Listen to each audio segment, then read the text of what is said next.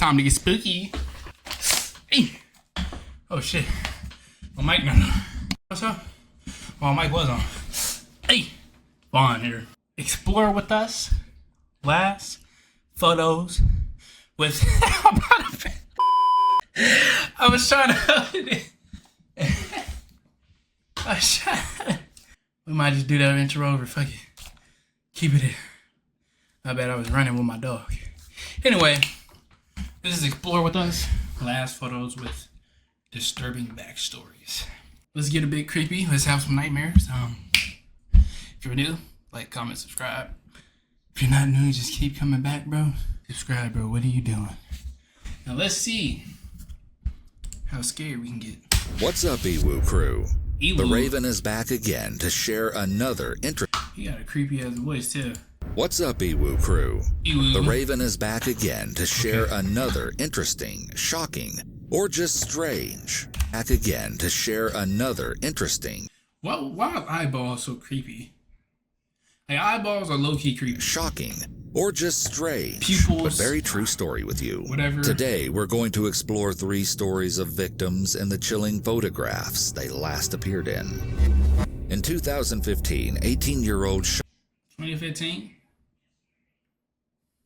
This is what Facebook looked like in 2015? I can't remember. Like, I was like 12 years old. I don't even think I had a Facebook during this time. Because I was in 6th grade. I was in 6th, 7th. I did have a Facebook. I don't remember how it looked, though. Cheyenne Rose Antoine. No, it did look like this. Yeah, Facebook changed so much. Best friend, Brittany Gargle, did something that many young girls do.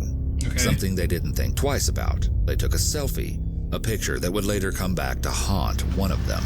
The picture shows the friends posing together, Cheyenne grinning and holding the phone, and Brittany smirking with a hand on her hip. They posted the picture to Facebook and went on a night out. The story goes that the two ended up hopping between bars in downtown Saskatoon. At some point during the night, Brittany...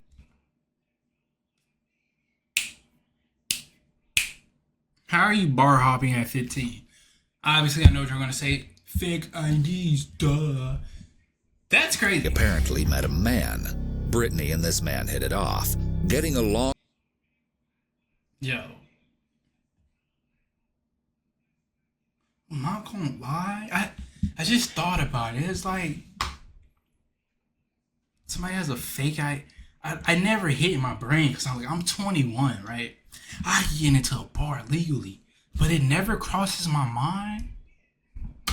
One of these bitches can have a fake ID and be like 16 or something, bro. Yo. Ew. So well that she decided to leave with him. Sometime after Brittany and Cheyenne had parted ways, Cheyenne decided to use social media to get back in contact with her friend. She made a post on Facebook asking her where she had gone. "Where are you, Brittany? Haven't heard from you. Hope you make it home safe, and I need my phone. Love ya." She never received a reply. This is the case's first twist, but I could never have predicted the outcome. In the early hours of the next morning, a driver was going down the dark valley road near the Saskatoon landfill on the southern outskirts of the city when he noticed something peculiar on the side of the road. Something about the shape turned his stomach, so he pulled his car over and got out. As he approached, he realized that it was the body of a young woman. She was lying on her back without any shoes. Worrying that the girl may be injured, the man checked for any signs of life. But horribly, he found she was cold to the touch and she wasn't breathing. When he saw her neck and the markings there, he realized that she was dead and had probably been strangled. The man, of course, called the police, and an investigation was launched to find the identity of the young woman. Lucky for the police, she had distinctive tattoos. Man, that's crazy how, like, you... That made me sad, bro. Like, you legit, when you, like, decide to leave with somebody at the club or a bar, you really, like, take that risk. Like, you could kill me, but let's hope you don't. It don't even matter, like, just linking up with anybody. Like, bro, you could be talking to this motherfucker for 3 months, 6 months, a year. Yeah, he could kill you at any moment, right? And they released pictures to the public in a bid to match a name to the disturbing corpse. A woman came forward and said she was worried that the body belonged to her friend. It was determined to be Brittany Gargle. Investigators started to put the clues together to understand what happened to her. They utilized the girl's social media, and everything seemed to point to the mysterious man who Brittany had left the bar with. Next time I will watch these at night, because I ain't gonna lie, it's kind of bright and it's ruining the eeriness of it, you know what I mean? But that isn't what actually happened at all. No, the real story is much, much darker. Here's where it gets crazy. Investigators go to interview Cheyenne. After all, she was Brittany's best friend, and presumably one of the last people to see her alive. She worriedly tells the police, "Yeah, we got ready together that night and then went to the bar and then a house party. And then last we went to Colonial Pub and Grill. That's where Brittany asked some dude for a lighter and kinda invited him to tag along with us. But after that I got dropped off at the Lighthouse. It's an assisted living shelter, because I wanted to visit my uncle, and I never saw Brittany again after that." Her story sounded credible enough, and Cheyenne was pretty forthcoming, even putting her uncle on the phone with police to corroborate her version of the events. Pretty much everything checked out. But still, the investigators did their due diligence. Okay, never mind. I was going to say, and sought to tie up this loose end by double-checking Cheyenne's timeline with the surveillance footage taken at the pub she said they last visited. And that's when they saw something that made their blood run cold. Or rather, it's what they didn't see. They couldn't find any trace of either Brittany or Cheyenne at the establishment. Investigators were taken aback. Could the sweet teenage girl they'd just spoken with really know more than she was letting on? They checked the security footage from the Lighthouse shelter. Cheyenne and her uncle had never met up that night either. Suddenly, they started to doubt Cheyenne's story, and this suspicion marked the beginning of a 2-year investigation to untangle the complicated event. My bad. I gotta stop pausing. This is gonna get long. But like, bro, another thing, these cases be like going on for years, bro. Like, of that dark night. It was the innocent selfie that the two took and posted only 6 hours before the discovery of Brittany's death that finally broke the case and was the key to unraveling the truth. When Brittany's body was discovered, something had been nearby, but at the time, no one thought too much about it. It was a black belt, a belt that was later believed to be the weapon used to strangle her. And that distinctive belt, braided and thick, was awfully familiar. That same belt was the one in the photo the girls had taken at the beginning of the night and was worn by Cheyenne. I took another look at the picture because at first, I couldn't remember the belt, but there it is, in the very corner of the photo. So, what actually happened that night? Well, unfortunately, it still doesn't totally make sense to this day. The friends spent the evening drinking, and for the most part they had a good time, but this didn't last. At some point during the night, the alcohol the two had been consuming stopped encouraging their laughter and instead fueled a heated argument. Brittany never met a man and left with him. The Facebook post Cheyenne had made to Brittany that night was an attempt to cover her tracks, and she used social media to create a web of lies that kept investigators looking for a different suspect. Ultimately, it was a tip to the police from a witness who claimed Cheyenne confessed to the unthinkable. Reportedly, she had shown up at the witness's house and hysterically confessed to how she had hurt her friend, hitting and strangling her. But what kind of argument could lead someone to kill their best friend? We don't know. Cheyenne says she doesn't remember strangling Brittany, but she doesn't dispute that she killed her. Cheyenne was initially charged with the second-degree murder of her best friend, Brittany Gargle. But at the trial in 2018, she pleaded guilty to a charge of manslaughter and was sentenced to 7 years behind bars. Damn, Looking at the picture, 2019, 2020, 2021, 2019, 2020, 2021, 2022, 2013. Bro, she's out next year. What the fuck? I mean, I guess she's a teenager, but like, bro, she's out in 2025. She's gonna be what? 22? She's like 3 years old. Wait, no, because she's 15 in 2015. I was like 12. She's like 3 years older than me. So she's gonna be like 25? 24, 25? Bro. I find it so eerie to see Brittany smiling happily after having just helped her friend decide to wear the weapon that would be used to kill her. The next last photo we are That's crazy. Like, weed is illegal, but it's getting legal some places. But like, alcohol is really that bullshit that be having people tweaking out, bro. exploring is one that captures a moment of delight as an adventure is about to take place, but has now become a haunting reminder of a life cut too short. 30-year-old Swedish freelance journalist Kim Isabel Fredrika Wall had a promising career ahead of her, and by 2017 had already accomplished publishings in Time, The Guardian, and The New York Times, and had even won awards for her reports. One of Kim's upcoming career endeavors was to interview the Danish inventor and entrepreneur Peter Madsen. In early 2017, she had requested an interview with him, but Madsen didn't agree until August. As a bit of an eccentric, Madsen invited Kim to interview him alone on his homemade submarine UC-3 Nautilus. Kim agreed, but only planned to be there for 2 hours, as she and her boyfriend were throwing a going-away party to celebrate their planned move to Beijing later that month. On August 10th, Kim boarded the submarine. Bro, that was the video. I was like, bro. In it, Kim smiles, standing with her upper body above the submarine's tower hatch. I'll never At get her in a side, submarine. looking over his shoulder, is Not Peter just because Madsen. of that one thing. Kim was apparently afraid to go into the submarine, according to her boyfriend. But despite her reservations, she went anyway, as she was fascinated by people dedicated to something. Kim's boyfriend became concerned when Kim never arrived at their party. He went in search and reported Kim as missing. But then Madsen was found. The morning after Kim had come to interview him, he was rescued from his submarine after it foundered, despite being aboard a sinking submarine. I'm gonna be honest, I don't think I could ever leave my girl with a bunch of random ass dudes, bro. I couldn't do it. And nearly trapped within, Madsen was discovered to be calm and serious and unshaken by the frightening events. But there was no sign of Kim.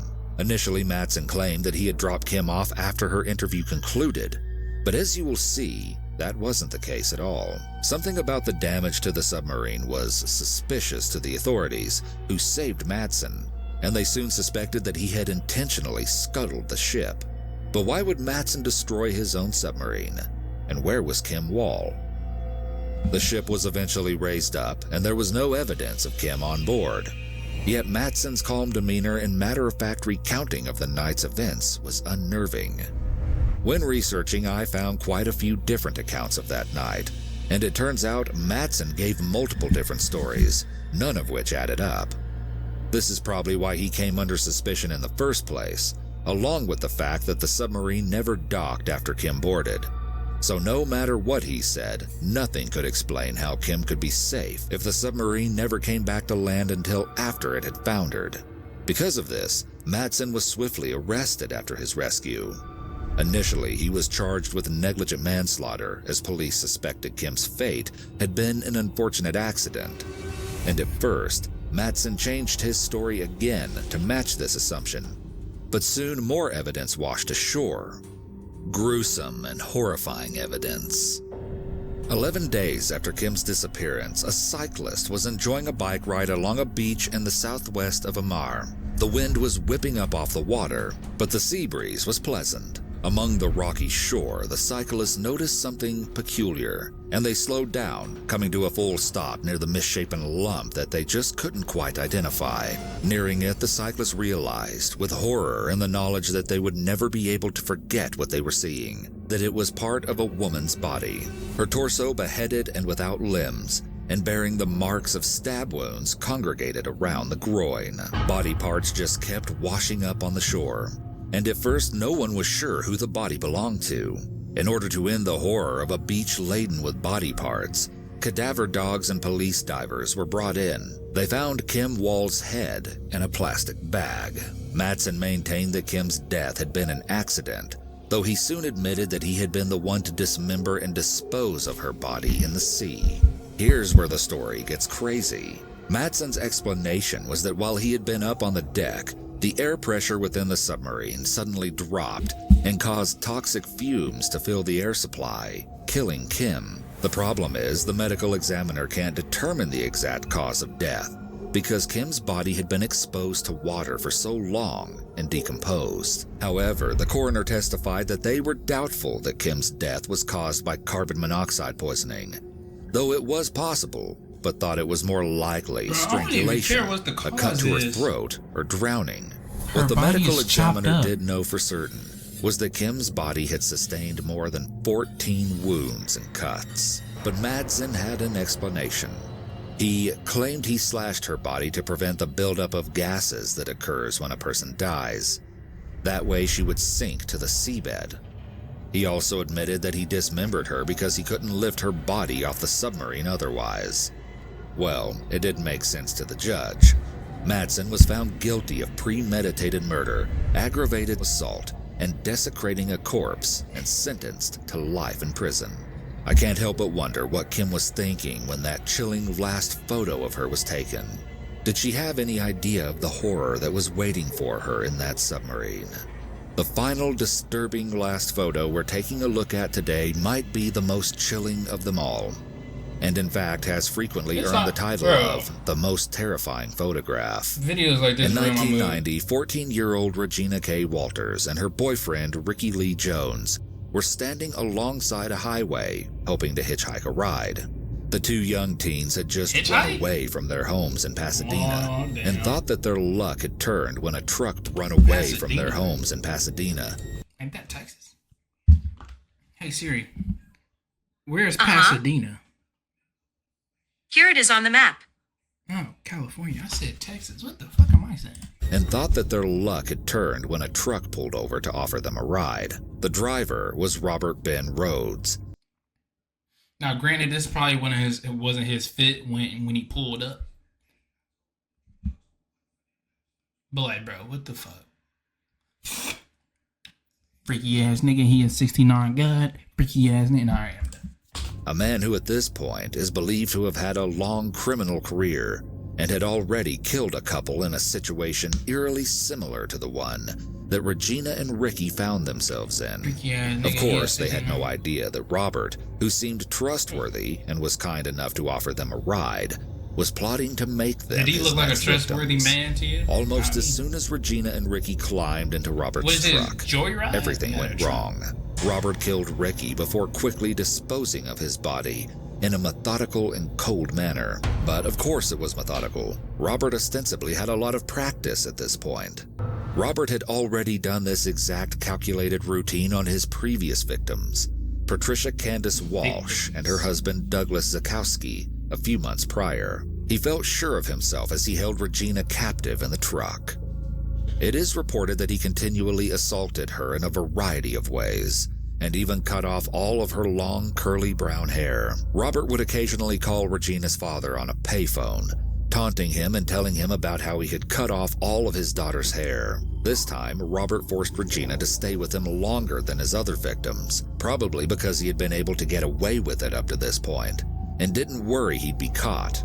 It's unknown exactly how long he kept Regina captive, nor the extent of the horrors that the young girl faced. I tried to narrow down an exact timeline, but unfortunately, the only piece of evidence that gives any indication are photographs that Robert took of Regina. These pictures show her hair growing back and multiple bruises, all in different stages of healing. With this in mind, it's a safe guess to say he held her hostage for months. Among the photos Robert had taken was one that is haunting, to say the least. But, bro, it just reminded me of that one, them girls that was locked up in that dude house for like 11 years. They made like a Lifetime movie about it. Bro, imagine being locked up for 11 years, bro. And not locked up, I mean held captive. Oh, because this sick ass nigga wanted a family. Bro, yo, sometimes I drive by people's houses, I'm like, bro, they can have somebody locked up in there right now. It shows Regina in an abandoned farmhouse wearing a black dress and heels that Robert had forced her to put on. He then calmly took photos of her, one of which shows that her hair is cropped short and her dress is unbuttoned. Regina's face expresses so much in one photo: absolute fear and sadness, but also a hint of defiance in the way she frowns. She holds her arms out in front of her in defense. The longer I look at the picture, the more I could see everything that must have been going through her mind. This is the last photo of Regina alive, and Robert, behind the camera, was the last thing she ever saw. After the photo was taken, Robert picked up baling wire and strangled Regina. As a testament to his state of mind and the coldness with which he treated Regina, after she was dead, he simply left her body on the floor of the barn, where it began to decompose. Robert later earned the infamous name of the truck stop killer, and though Regina was his last victim, she was allegedly just one of many. Purportedly, Robert was arrested when another woman he had kidnapped screamed until she was found in Robert's truck by a trooper. Robert was convicted of Regina K. Walters' death and 2 others. He was given life without parole. Robert is suspected of assaulting and killing up to 50 women between the years of 1975 and 1990. To this day, Robert sits in Maynard Correctional Center in Chester, Illinois. I chose Wix for... Nigga, 50? And once I think about it, bro, 75?